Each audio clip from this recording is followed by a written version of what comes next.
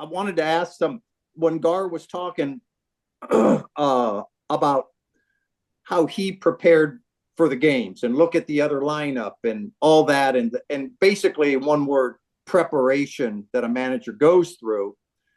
It brought to mind, and it's great on this phone call right here because Treb, you were a coach on that All-Star team of '88, and Sac, you were selected on the team in '88, and I remember Tom Kelly was the manager for the American League, and I happened to be picked to be one of the trainers on that thing. So the game's in Cincinnati, I believe. Yeah, in Cincinnati, and Tom Kelly has this pre-game meeting, and I mean he is into it, how important the game is, and he said, he managed the Twins, and I think Rennick was his coach, and he brought him to the All-Star game. He goes, he's going to be third base coach. He'll be giving you signs, and he goes, we're just going to have a couple signs. Ricky's got the green light, but 0-2 we're taking. And as soon as he said that, Winfield, who I just happen to be, close to, literally Phil comes out of his chair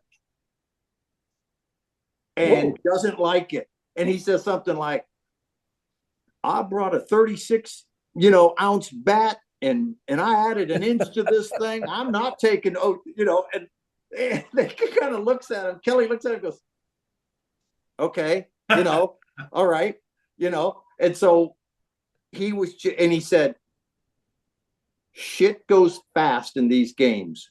So in the first inning, if Ricky gets on, Paulie, Molitor, you're taking, Ricky's going to go. I mean, he had this all-star game. I mean, you figure an all-star game, what's the big thing, And so he had everything worked out and all that.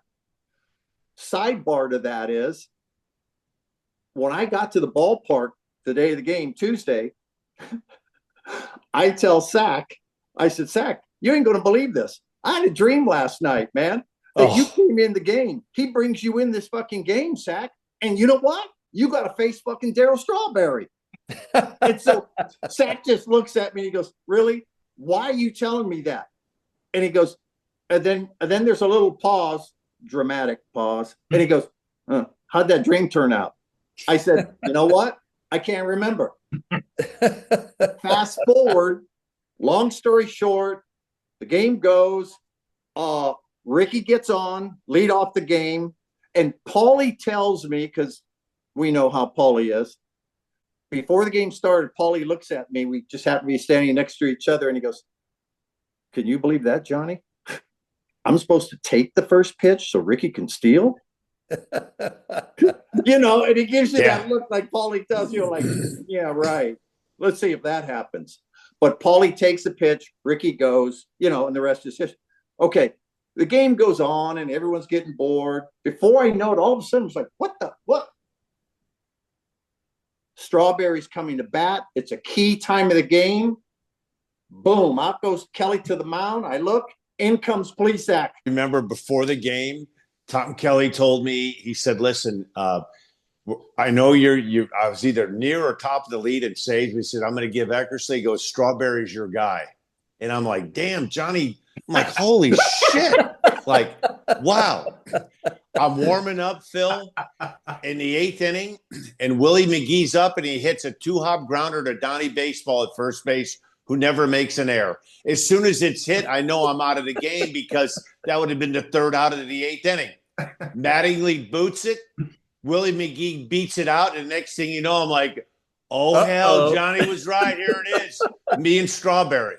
That was like, I remember on the mound, and I remember Tom Kelly telling me when he handed the ball to me, he said he's a really good low ball hitter, belt high and above, throw him your good heater, don't mess around. I'm like, okay. Phil, the first pitch was knee high where he liked it. He swung through it. The next one was knee high right where he liked it and swung through it. I'm afraid to look in the dugout because I'm sure Tom Kelly's going, God damn, I told him to elevate the ball, right? And then the 0-2 pitch, I was like, man, my sideline's off. I'm going to aim at his neck like high. And I threw it chest high and he swung through it. 3 pitches, swing, swing, swing. The coolest part about it, this is the day and age. I get back to the hotel room. We were staying at the Hyatt downtown. I order room service. I'm creature habit. I got the same thing every night.